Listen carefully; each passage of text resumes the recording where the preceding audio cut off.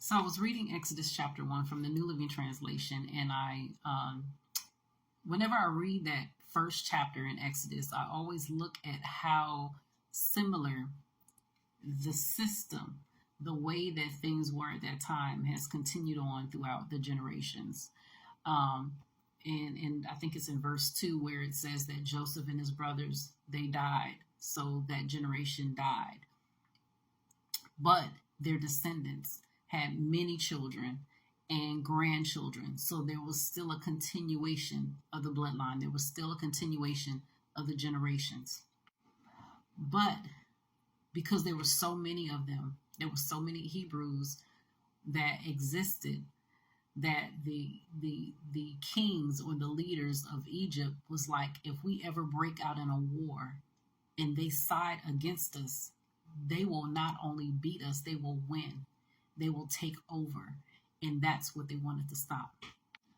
So what do you do when you want to keep a person down, when you want to keep a person oppressed? You want to make their lives hard. You want to make their lives difficult. And that's exactly what they did. They were brutal in being slave drivers. They were brutal in being hard taskmasters.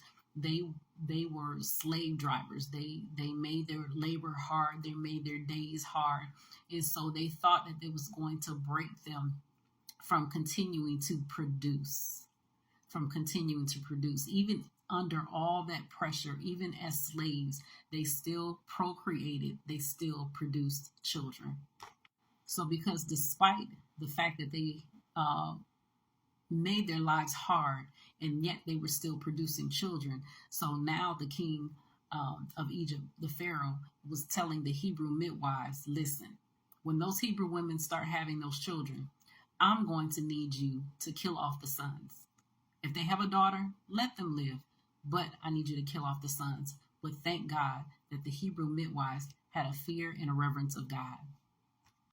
So because of their fear and reverence for God, they allowed the sons to live. And because they allowed the sons to live, there came Moses. Moses was produced for that time and for that era, so he can be raised up to be the one that God uses to lead the children of Israel out of slavery, out of bondage, out of Egypt. Fast forward, same thing with Jesus. King Herod was trying to kill off all the sons because he knew that there was a Savior that was to be born, Jesus. Thank God that Jesus' life was spared. Thank God that Jesus lived so we can live as well. Who needs to be born in this time and era to tear down the system of the enemy?